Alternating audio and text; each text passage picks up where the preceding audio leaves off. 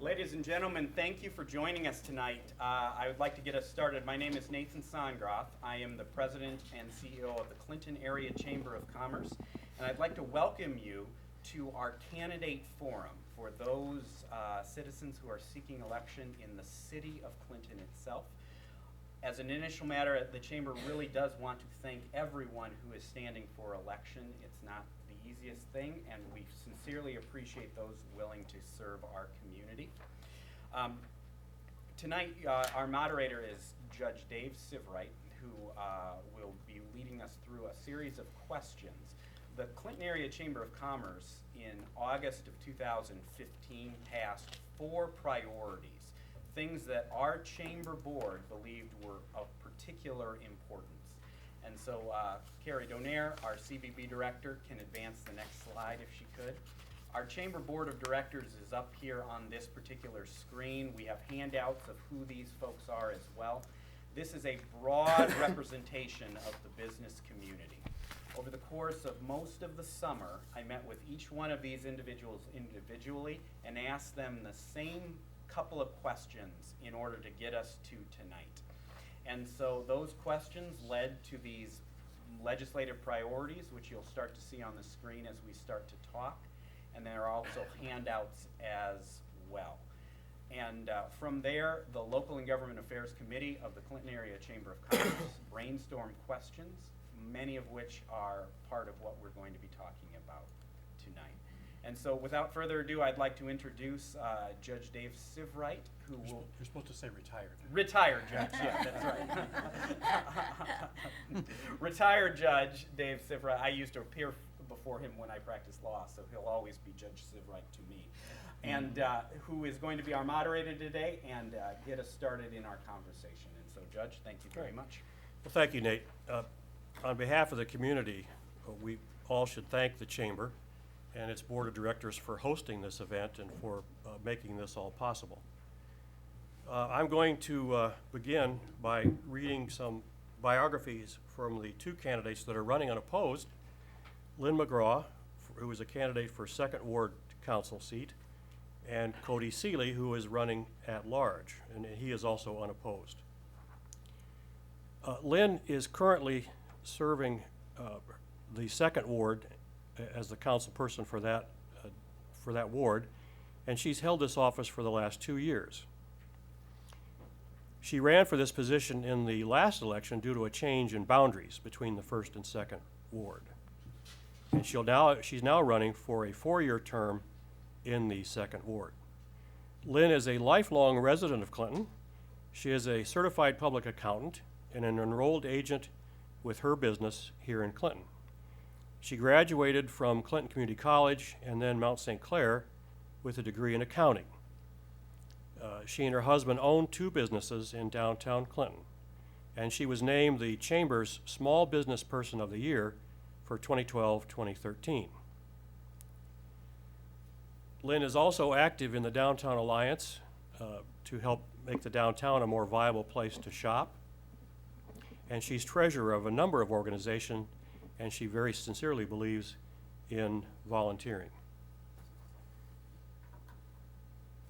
Next, I'll read the biography of Cody Seeley, who, as I said, is running unopposed for a council at large position.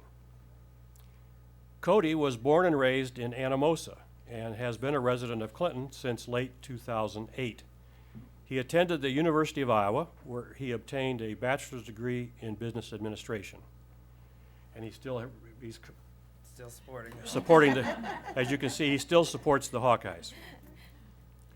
As I said, he received a bachelor's degree in business administration. He also received an entrepreneurial certificate from Tippie College of Business at the University of Iowa. During his college years, he founded an investment club and received numerous awards, including honors from the Wall Street Journal for outstanding academic achievement.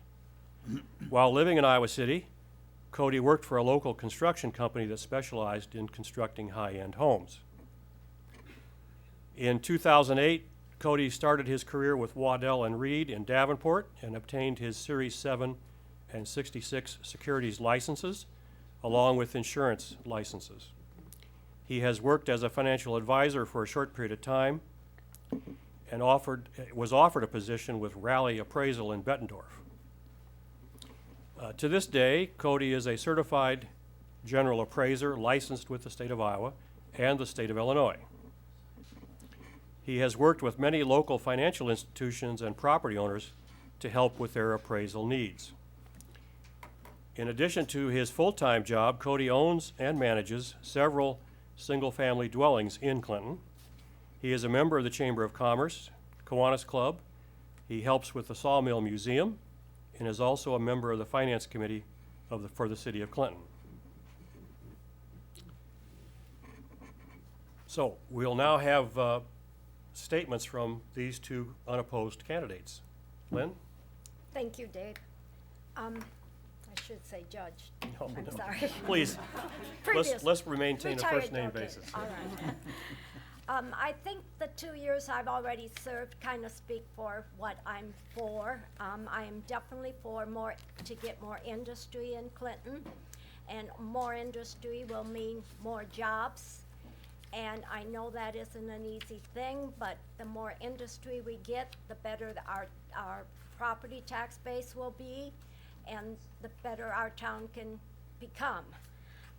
It's going to take a long time for this to happen, and it's going to take a lot of cooperation, and it's not easy. But I think we need to work hard at this for our city.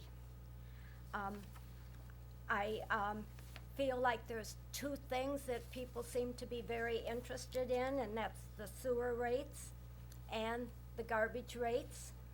And I feel like both those things, it's very hard to do a whole lot forward with these sewer mandates we're dealing with right now. And the garbage rates, I feel like if you go out and call different independent people that pick up in the city of Clinton, you'll find that our rates actually are cheaper than what you can get from somebody else. Couple other things that I'm definitely not for is there's been some talk about a franchise fee and a water runoff fee, and I feel like they're just simply more taxes, and if you put one of those things in, they last for 10, 15, 20 years, and I just don't think we need to make the people pay more taxes for those type of things. All right, thank you, Lynn. Cody, All right. your statement, please. Okay. Well, I want to approach this a little differently. I want to take a look around town just for a minute here, and maybe you guys can come with me. So we've got a lot of great things going on. If you go downtown, we got the Wilson building that's being converted to apartments. That's a great project, along with the administration building that's going to be converted to market rate apartments.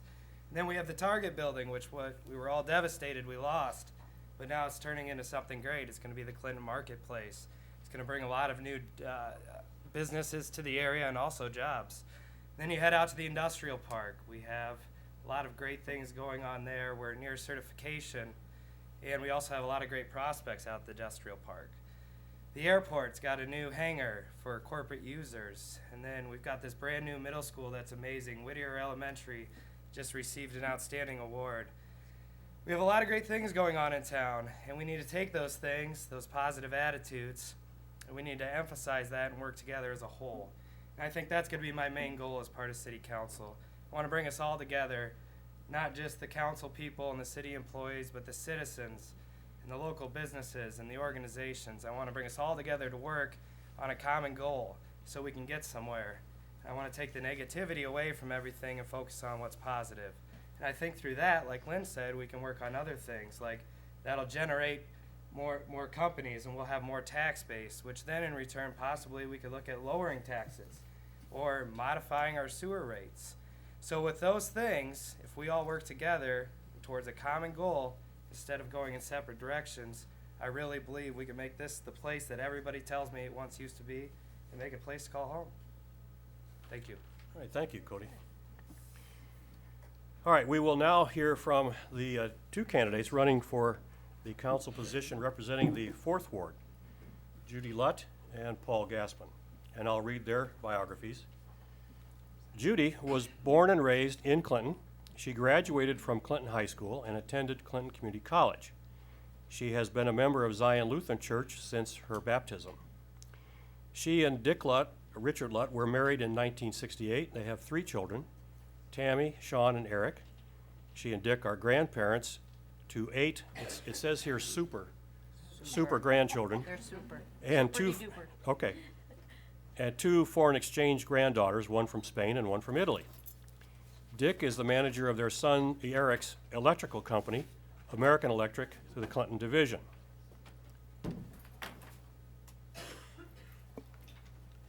Next, I'll read Paul's biography. Paul is a lifelong Clinton resident. He's married with 2 sons who reside in Clinton and 2 stepchildren and 3 super grandchildren. All the grandchildren are super. That's right. Paul served on the city council as a councilman at large in 1988, then took some time off to finish his education and has returned to the city council for 2 more terms. His father served on the city council, and his family has always been involved in the community and in politics. Paul's mother was a stay-at-home mom, and he has served the community by volunteering for many functions and events.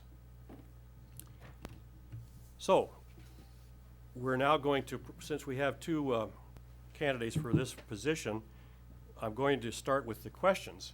And these first questions will be focused on the Chamber's #1 priority, which was identified as finding the common interests and the adoption of interest-based negotiating principles, as summarized in the Getting to Yes process, to create community-wide consensus, as well as to increase the civility in public discourse. So, Judy, I'll give you the first question. What is right about Clinton?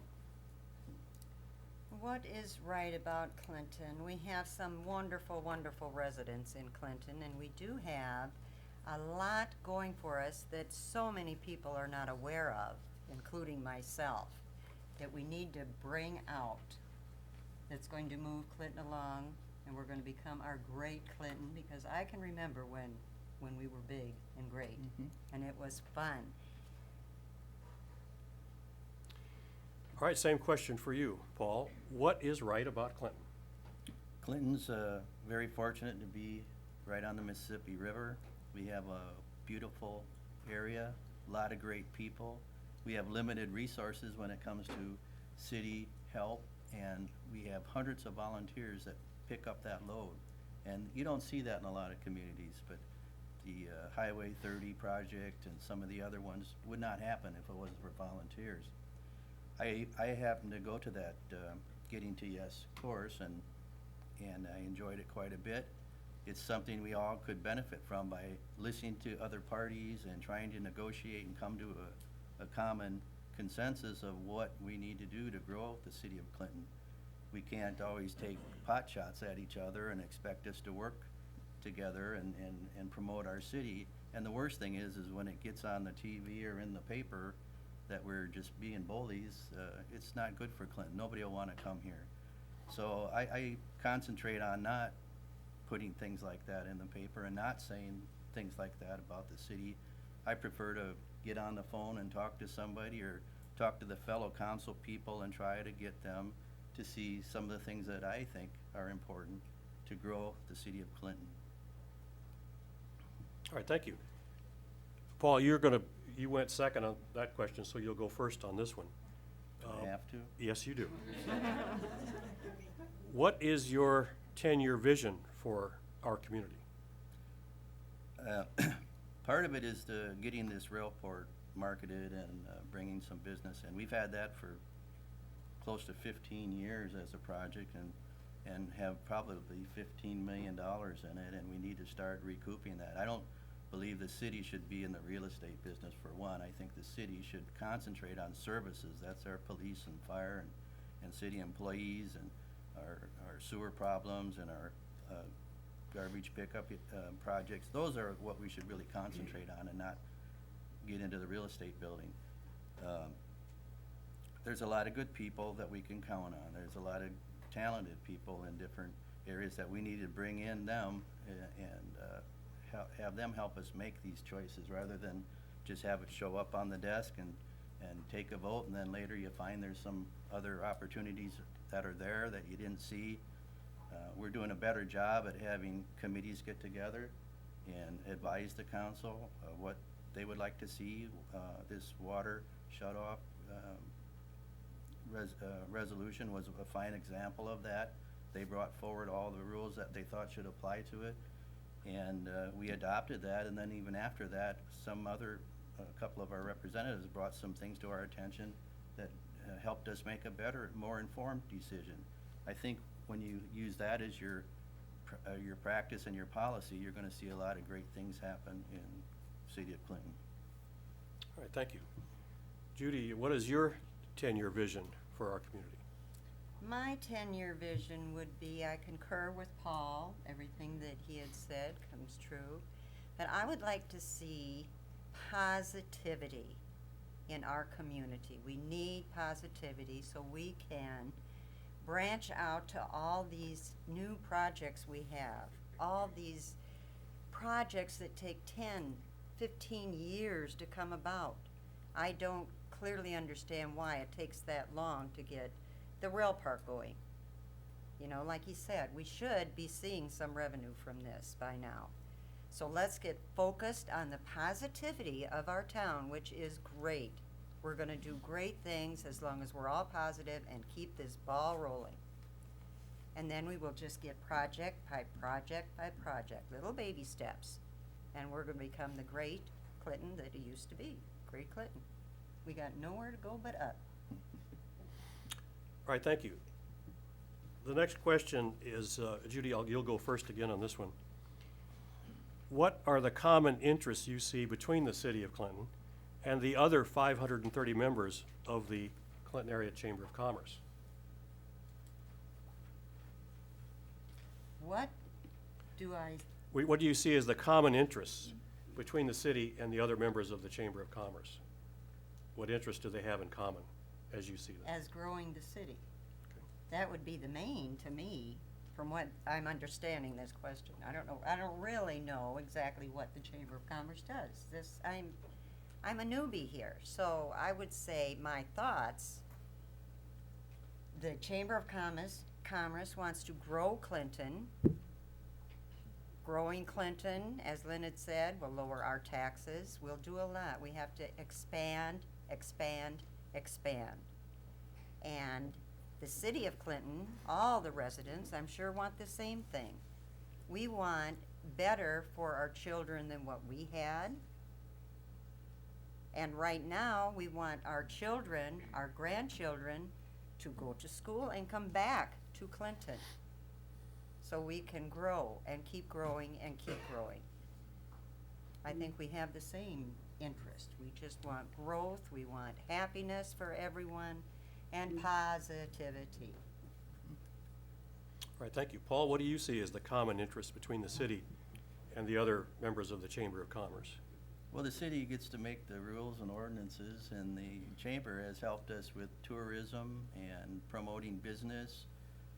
I've gone to a lot of their ribbon cuttings. I enjoy meeting the new businesses that they work with, and they spend a lot of time on trying to retain businesses. I know some of them have taken trips to communities around Clinton to promote coming here and the tourism, the Mississippi Belle, some of these excursions and things that they've brought to Clinton. It wouldn't have happened any other way if it wasn't for the chamber, because there's no staff person in the city of Clinton on this side of it that has the time, and we don't have the function. We're cut thin as to what people are available for doing different things, so it's really great. I mean, another great project is what the Rotary is doing for Eagle Point Park. You know, we didn't have the funds. We've had it on our capital improvements projects for years and years and years to do things, and unfortunately, if you don't have the taxes coming in, you can't do them. So without people like that working together to build this community, it would just deteriorate. And we count on them quite heavily. May I Just a add minute. something? In just a second. Paul, it was a follow-up question to that discussion of common interest. Do you see any barriers that exist between to the city and the chamber achieving the common interest that you've outlined? I think the chamber works well with the city, and the city works well with them. I don't see any stumbling blocks. I think if there's opportunities for us to find some funds to help them with other projects that they would like to do, I think it'd be something to provide for them. I've seen all but good come from them. Anything that they do seems to bring tourism here, people here, businesses here. So it's a good group, very good. Judy, what do you see as barriers that might exist between the city and the chamber achieving their common interest? Hopefully, there are no barriers. We're all in here for the common purpose of, like I said, making Clinton grow and making the people happy. Why don't you use some of your time here to add the comment that you wanted to add, so. I would just like to thank Paul for giving me a little information here that I did not have, that I'm open to any information. My slate is empty, so thank you so much for welcome. that. It's very exciting to learn all this, and I'm willing as a council person, as just a resident, to learn all I can. It's just, it's something I didn't delve into before, but, oh my goodness. It's just, it's so exciting. It's hard to explain, it really is, and you probably know being on the council too. It's just never-ending learning. Possibilities are endless. Thank you. Okay. You, The next question, you'll go first on this one, Judy. The current Clinton County Jail does not meet state and federal mandates. And if nothing is done, the jail will eventually no longer be able to house inmates or persons in custody. What is the city of Clinton's interest and role in achieving the goal of a new county jail? To get a new county jail, I believe it would be quite simple. We put it up for a vote and let's see what everybody thinks. I think it has to be up to the citizens, since they're gonna be paying the referendums and all this, the bonds, and we need, and that's what we need most of all, is everyone's input. Everyone, how do you feel, what do you think, yes, no, maybe so? I just think we need everybody's input on this one. This is a major that everyone needs to have something to say about it. It's their city jail. Paul, same question. The county jail does not now meet state and federal mandates, and if nothing is done, it will eventually no longer be able to house inmates. And what do you see as the city's interest or role in obtaining a new county jail? well, first of all, I don't plan on ever using it. But I do think it's a very, very tough project. It's into the $20+ million. All we can do as a city is, offer support, but we ourselves as a city have not been able to put together a $5 million police station or a $10 million library project, and a lot of people worked hard on those, and we even had some of them quoted where we said, well, if you want that, it'll take 10 years for us to come up with the money to do it. So I think if I was selling a jail to the public, I would have some different choices, or at least some information that showed that you made different choices. How much would it take to renovate what you have? How much would it take to add on just a little bit? I know it's not the most efficient jail, and I saw what they were going to propose for the new jail, which would require less labor intense kind of staffing, which is a smart thing to do. But it's such a huge project, I think you have to have 2 or 3 other solutions to offer the public, and then let them know which one makes sense and which one doesn't. Otherwise, I don't think the public will vote for that kind of an expense at this time. All right, thank you. All right, we're going to turn now to economic development and business attraction. You have both mentioned this already in some of your answers, but let's get specific about what you see as the city of Clinton's interest in the Lincoln Way Rail Park now and in the future. What I'm asking is, what is your vision for the city's involvement in that project? Is this for me first? Yes, it is. Okay. Sorry, yes, it is. That's- Go ahead. Well, I think it's a wonderful project. It's sure nice to drive into Clinton and see that and see the opportunities that exist there. I think we have a overabundance of commercial properties, so it's probably gonna stay a green space for a long time, and that's fine with me. There's a lot of work that has to be done on it, has to be platted and has to be valued, and we're not gonna be able to actually build on it until a lot of the things are done that the state requires of those things. I would hope we could put some buildings, maybe that's an area where the city could put the first one down as a police station or which one are you talking about? Point of clarification. Yeah, we're talking about the rail park here. Oh, okay. Not the Okay. green space between Liberty Okay. Ave. Okay. That's fine, I misguided you by saying Lincoln Way, but that's fine. the, Do I get my 2 minutes over? you start over. You may start from scratch. Yeah, no, Okay. we've already talked about that project, but I think we Yeah. need some specificity here. What do you see as the vision of the city's involvement in the rail park project? I think they should go ahead and work with the CRDC and find the broker, the magic person that's gonna market that. I know there's some discrepancies there that we didn't think were there as the city council that are there now, and I don't mind taking a breather and working that out, because both of us have property there. Both of us need to market it somehow, some way that makes sense. We have other things coming down the road. I mean, the water project is one. We did get well permits, and we're gonna have to either bite the bullet and put our own water out there. I would prefer we work with Comanche, because they're close and they have a lot of the facilities there that could do that. As far as other businesses there, the brokers, we have visited 4 different brokerages at a meeting, and they all, wanted to start close to Clinton and work out in a circle and not spend so much time going to other countries and things like that to bring businesses to this rail park. So I think that's a smart move, and I think they'll get a lot more support with that.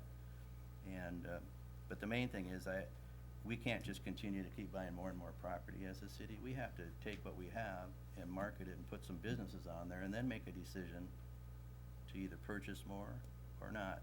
And we still have that loan from the county that we have to repay, so we have a lot of irons in the fire that we have to deal with. All right, thank you. Judy, same question for you. What is your vision for the city's involvement in the rail park project? The rail park project, I think, is an absolute no-brainer. I think it is fabulous, and these are just personal views of mine, because I am not as informed as Paul is.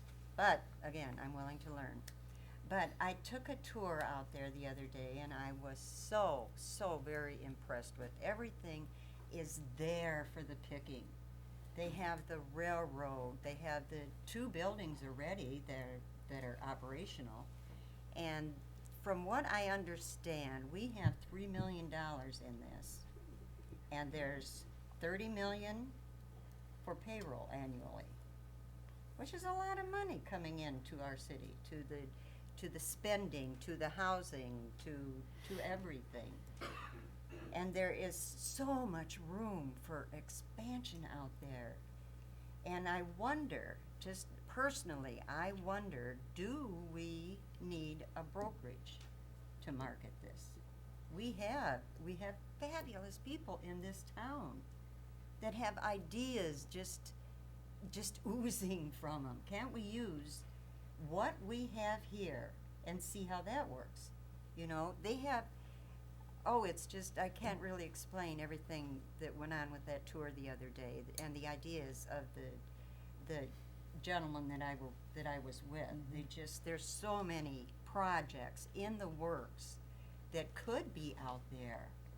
They have visions. Can we not use our citizens' own visions?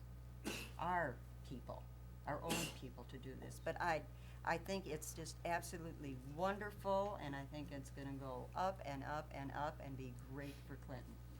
All right, thank you.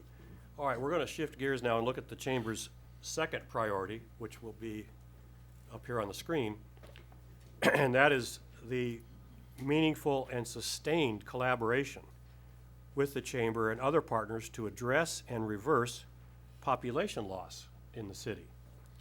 So, the first question here, Judy, this is your turn to go first here. There's going to be a graph posted here in a second. Here, this is a graph showing the population of the city of Clinton since 1970 based upon federal census data. The city itself is essential if this trend line is going to be stabilized and reversed. So, the question is, what specific policies do you think the city should adopt or continue to change this graph going forward? All right, as for policies, I am not familiar with policies. I can just give my opinion. And there again, here we go again. I'm willing to study all the policies you want me to study. But there, it's just a common sense.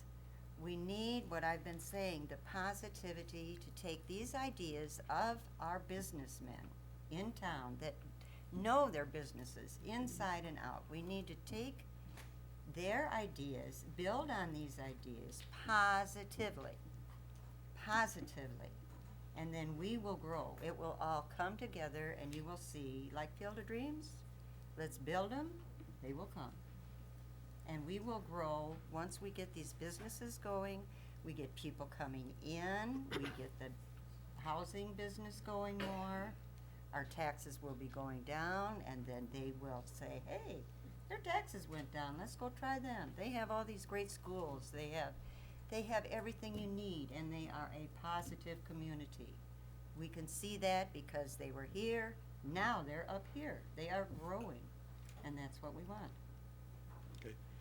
Okay. Paul, what do you see as specific policies that the city could adopt or continue to positively change the direction of this graph and move it forward? Well, probably most of the reason that the population has left is because some of the large industry is gone. If they hadn't completely left, they downsized to the point that it didn't provide a lot of opportunity. We've seen that in many communities.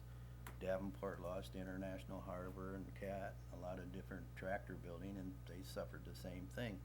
I went to the League of Cities meeting here last week, and Newton had gotten an award for what they had done when Maytag left. They had 4,300 jobs leave, and so everybody started calling Maytag the big black hole. Well, there was a couple council people and a group of these business people in Newton. They got together their own group, and they started marketing Newton in a different fashion, and they had like a logo that they used, and they spread that all over the country, and they brought business back in there, and then the racetrack came and other things came, and they're actually back to where they were when Maytag left as far as unemployment and population, and their downtown is full. It isn't like what we're suffering with. We have a lot of empty buildings because we just don't have the people here to occupy them and frequent them. So as far as the city of Clinton, they've just offered 100% TIFs for 5 years, so that's going to encourage people to build here. It might be homes and apartments and things, but it'll still create jobs. It'll give nice places for people to live, and it might encourage businesses to come to Clinton because we're dealing with all of our area, not just one specific thing. So, Okay. Paul, how do you think the chamber itself could be part of the solution to stabilize our population and grow it over time so this graph is reversed? well, again, they're all a lot about tourism. They're going out and finding people to come to Clinton. Look at this bowling group that's going to come for 14 weeks, and they're going to fill all of our hotels. They're going to eat in all of our restaurants, and that's things that they made happen for Clinton. Nobody on the city council had anything to do with that. We just thank them and appreciate it. And there's other projects like that they've done. All this boat, the marina, and all the boat events. Some of the other groups that do the bands and things using the band shelter and all that. a lot of it's all what the chamber does for us, and so I support them, and I'll continue to support them. I think it's a great bunch of people that work hard, and they're gonna grow the city. Judy, same question for you. What do you think the chamber could do to be part of the solution to stabilize our population and grow it over time? I am finding that the chamber is a wonderful group of people, and they're doing a lot. And the tourism, right, we have that, but we also have them doing a lot in the community, and I feel they are a very positive group of people, and that's why they are getting things done, and that's what we need. But I think that they do an awful lot that people don't know. I went to my first Rotary meeting and found out that the Rotary, what they're doing, plus the chamber, it's like, oh my. So here we go again. People need to be informed about what's going on. But I think the chamber is doing a wonderful job with their tourism and with everything they have in the city. And the Queen, Mississippi Queen, oh my goodness, that was just a no-brainer also. They're doing wonderful things. Okay, next question in this category. What do you think Judy, this is for you first. What do you think the city of Clinton can do to improve the overall community image, both to our own citizens and those outside of our community? Well, I seem to be in kind of a rut here, a positivity rut. That is what we need in the community. Positivity is contagious. We need everybody to be on the up. What can we do to improve, not bring down? And the same goes for outside our community. What are people saying outside? What are they getting from the residents of Clinton? And they're taking to Davenport, Bettendorf, wherever. Oh, we don't want negative things going out of Clinton. We want only positive. Look what they did with this and they did with that project. And they just seem to be so happy, happy, happy in Clinton. And that's what we want. We want to spread that word. We can get things done and we can do it positively and we can have fun doing this. Paul, same question for you. What do you think the city of Clinton can do to improve the overall community image, both for our own citizens and those outside? Well, I think there's several projects we can talk about. One of them's the pavement management program. 20 years ago, the city council at that time decided not to, chip seal roads and not plow alleys and a lot of different things to save money. And as a result, our streets just completely deteriorated. And then several years ago, Jason, our engineer, put a program together and they looked at every street in Clinton, every one of them, and they charted them. They decided which ones were the worst ones, and they put a plan together and asked the city council to approve $2 million a year spending till 2018. And so we have 110 miles of roads that are finally getting replaced and brought up to a condition that you'd be proud of. I mean, anybody that ever drove through Clinton, whether they were a guest or not, thought they were gonna lose their wheels when they came up and down our street. So, if you have anybody you bring in from the outside and you take them for a ride on some of the different areas in Clinton, they're never gonna come back, and that's what we need to fix. When they go to Eagle Point Park, they wanna see a nice lodge and clean restrooms and things like that. Even with the Pony League and some of those things, if you don't keep up those facilities, you're gonna lose people, cause they won't want their child playing in those conditions or using those facilities that aren't kept up. And we actually even directed the Public Works fellow when he was still here that when things just keep getting broken, like people are trashing the picnic tables, we put steel ones in, they jump on them, bend them down, just quit putting them back. If you don't have any desire to put cameras up or to police it or whatever it takes to stop it, just quit wasting the city's money, don't put them back. So we have like the restrooms on the. Oh, sorry. No, you can finish that last. Well, it's like on the bike path, we let the crane drive down it and ruin the blacktop, cost us $400,000 to fix it. We stopped that, this city council, so you're gonna use a different crane and made them repair the gate and all those kind of things, so they're seeing the light. Thanks. Okay. All right, we're gonna switch gears here and now go to the third priority identified by the chamber, which is now on the screen here. And that priority is continued investment in public roadway infrastructure overall, but also increased focus on beautification and maintenance of heavily traveled corridors and entry points into the city so that we create a positive first impression. So, Paul, you just addressed this. If you want to play back your answer. Well, I have more. Okay. You're going to go first here. Okay. How should we prioritize what roads we redo and maintain? Well, again, the most heavily traveled ones make the most sense. And we need to have them all maintained and appropriate because people do like to drive through the neighborhoods and check things out. And if they're looking for another home to move in, or if they have a child that wants to have their first home, they need to drive around and have good roads to be on. Some of the other things that were bad in Clinton, like all the railroad crossings, are horrendous. And I know Jason Kraft has been working on that, and he finally got them he found some money through the state that, and the rail that are going to replace all those crossings from, I think, 7th Avenue South all the way up to the other, 23rd Avenue North. And it was sort of funny because I've been complaining to Jason a lot about those things, and so the track that's up by my shop, they put cones there so that the people wouldn't drive across that area, where they would just drop in and lose the wheel and get stuck. But believe it or not, people would run those things over and you know, beat up their cars and things like that. But anyhow, it's very important that everything you present to people and guests looks well and performs well. And we have a lot of areas we neglected for years and years and years. Even the wheelchair accessible corners and things like that.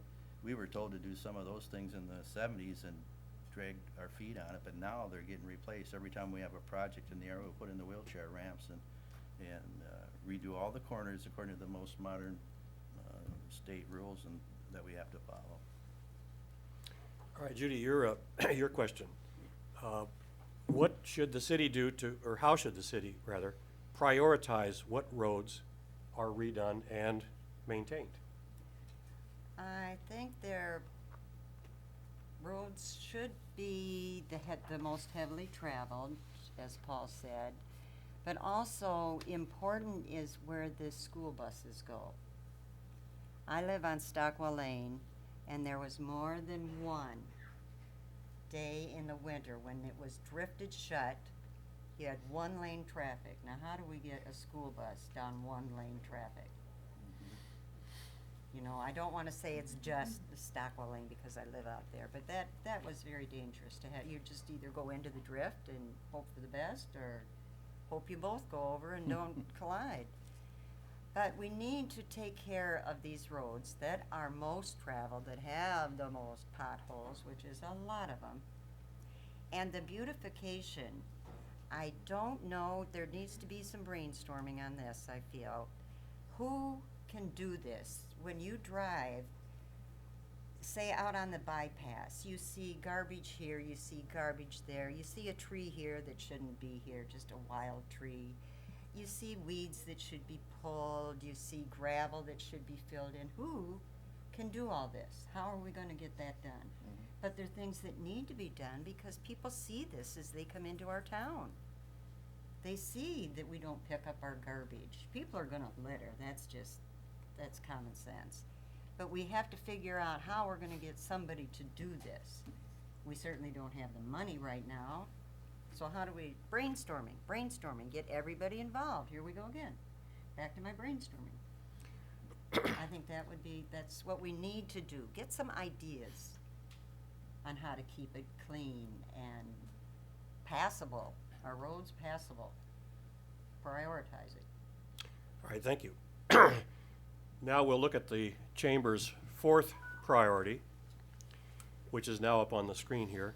That priority is fostering business growth of companies both large and small through meaningful but flexible regulatory processes.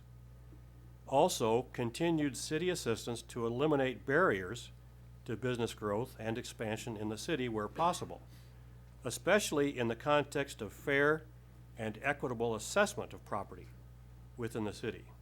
So Judy, this is your first on this one.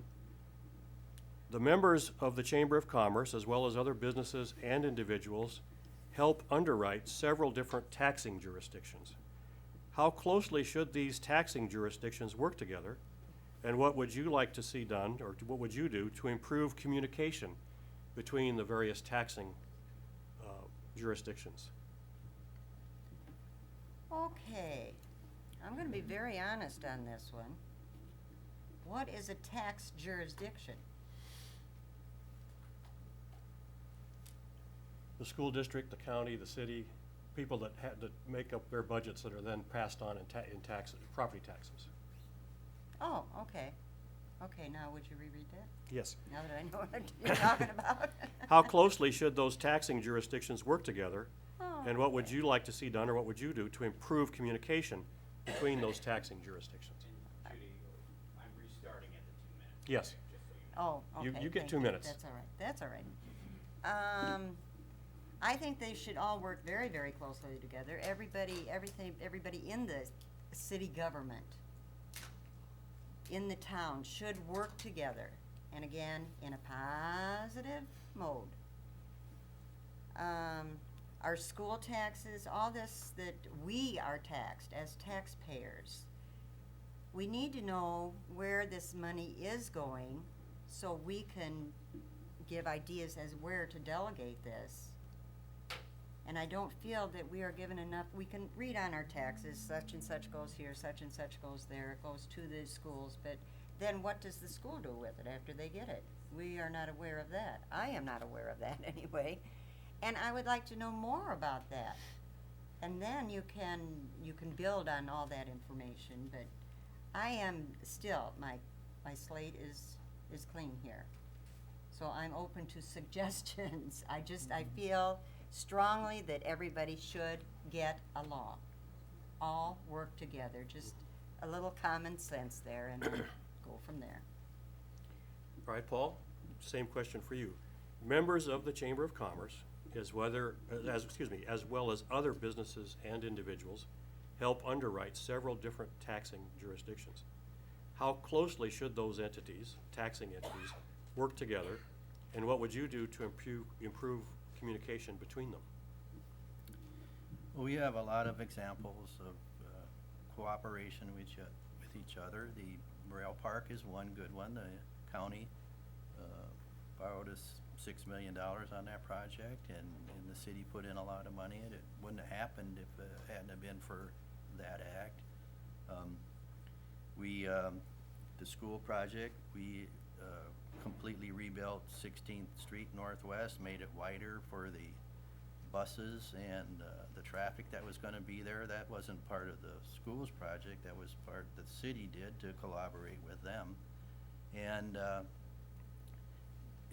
they gave us the dirt to put in there from their project when they were building the school. So, I mean, that's the kind of thing that needs to happen all the time. So one of the bad examples, I guess, was this traffic light that was needed for the children on 13th Avenue North and 14th, you know. I don't think it was a question of who should pay for it. It comes out of our pockets regardless of which entity is asking for the money. It's whether it was needed or not. And once enough study was done on the project, decided it was needed, the council voted to put that project together and pay for it. So that didn't come out of the school's budget. But those are the kind of pushes and shoving, you might say, that needs to take place to have these things happen, because not any one of us are independently wealthy where we can do things without the cooperation of the other. So I'm going to always err to the side of asking for help and understanding and information, and I hope they do the same. All right, Paul, the next question, you'll be first on this one. Specifically, property assessment is currently done by either the county assessor or the city assessor. Mm-hmm. Do you support this current structure? If you do, why? And if you don't, Why not? Well, Clinton's one of the larger communities in the county, so it probably justifies the city assessor. We did a study, or it was a complementary study between the county and the city. It wasn't gonna save us any money by eliminating the city assessor. I think you have a lot more control over what you can do and what you need to do if you have a city assessor. And therefore, I think it's a 50-50 toss-up. I don't think there's any win-win on either side of having that person or not. Basically, in this day and age, if anybody doesn't like their assessment, they go to another group and protest it, and then you have to defend it, whether you're city or county assessor. And we have some of those things happening right now with some of the businesses, and that's gonna take away tax dollars available for our ability to run the city. And I think that's gonna continue to happen until somebody higher up from the state level or otherwise stops it.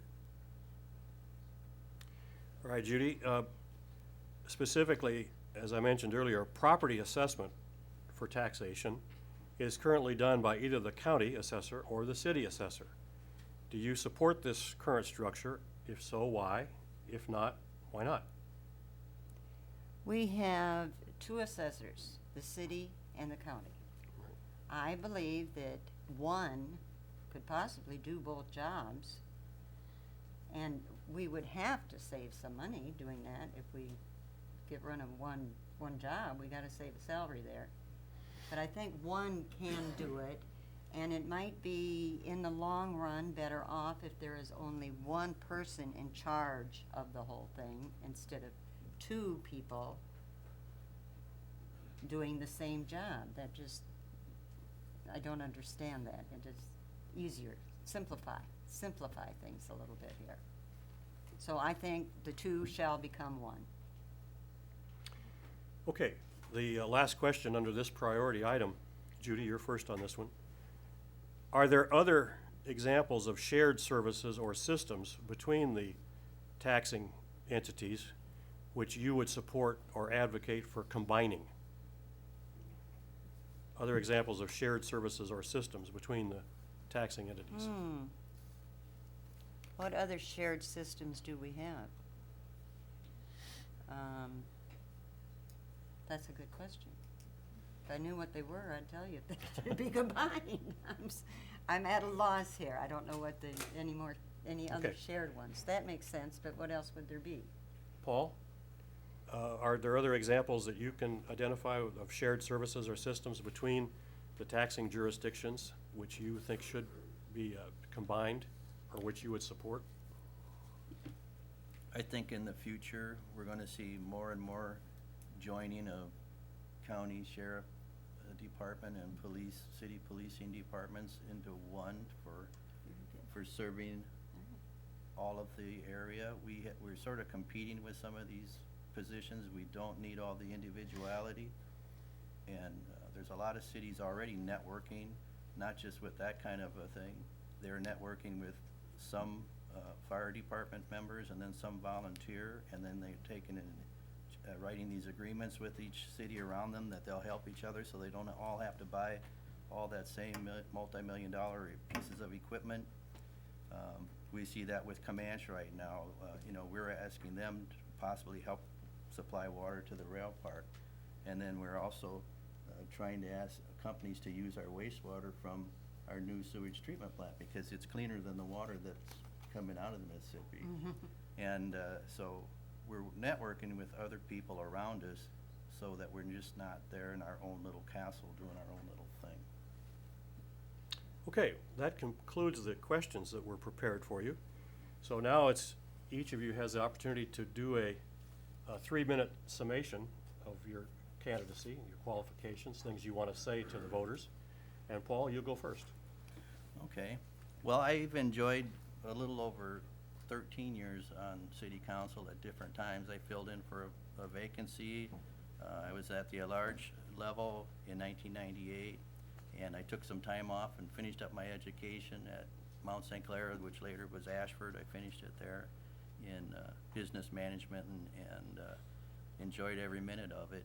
I love working as a city council person for the city. It gives me an opportunity to give back to the community. As I said earlier, my whole family's been involved in the city of Clinton for our entire lives, and we're not going anywhere. There's a tremendous amount of great people in the city of Clinton, and sometimes you don't find that in other communities. We, in our early years here, we knew everybody on the block, we knew everybody on the next block, and today, you can't say that same thing. There's a lot of people that doesn't know who lives next door to them, and we need to bring that back through our programs and get some of these block watches going again, and I know our police are getting out more and canvassing the area and talking to people. That's the only way we'll become a great city, is by all getting together again and knowing each other and knowing what our needs are and seeing who can help who. And that's what I hope to accomplish. All right, thank you. Judy, it's now your turn. 3 minutes to give a summation. Anything you'd like to say to the voters that, on your Okay. candidacy? First, I would like to apologize for my lack of knowledge with your questions. I am open for learning. I'm waiting to learn all this. And I feel like I gave my opinions, but I wasn't knowledgeable like Paul. I apologize. I apologize for that. And I made the decision to seek the 4th Ward seat in the Clinton City Council because I was tired of complaining and not being able to do anything about it. I have co-owned and managed 2 businesses in Clinton, so I understand budgets and hiring of employees. The communication skills in business, family, and church, I feel, will be a valuable asset.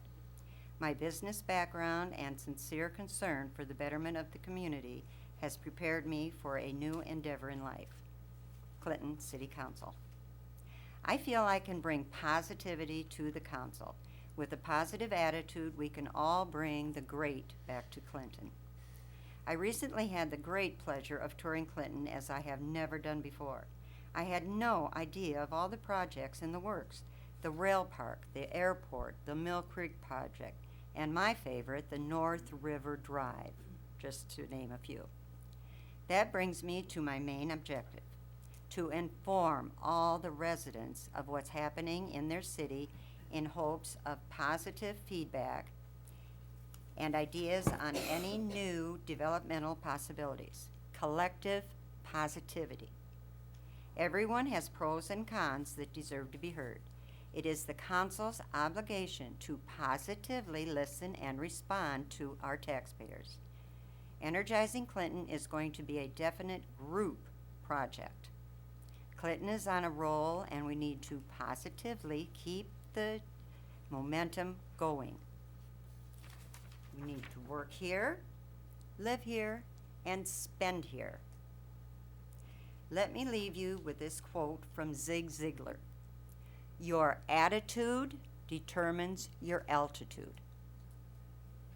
Your attitude determines your altitude.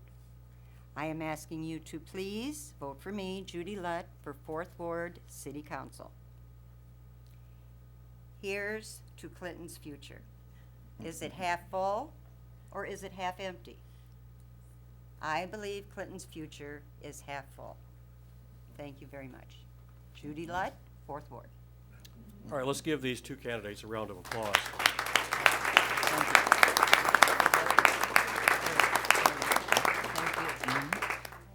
And we're now going to take a short break, and then our candidates for mayor will be seated, and we'll reconvene. Thank you.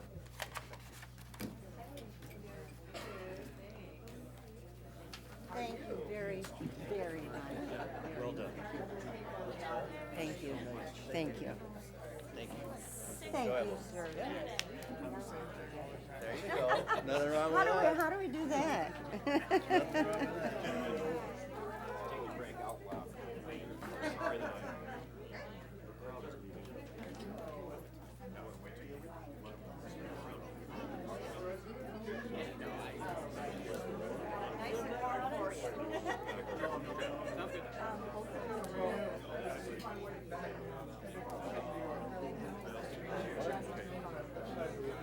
Okay, we're on this side.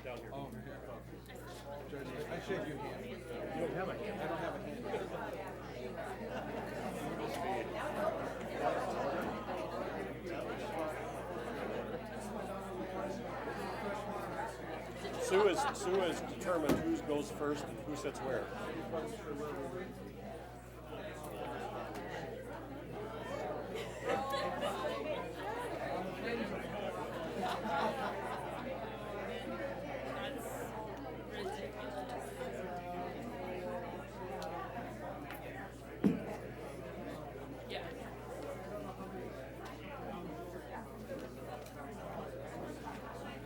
Okay, everybody, I'll be your time. So I'll have 2 minutes, 1 minute, 30 seconds, 15 seconds, and then. Okay, so that when you drew, you had this first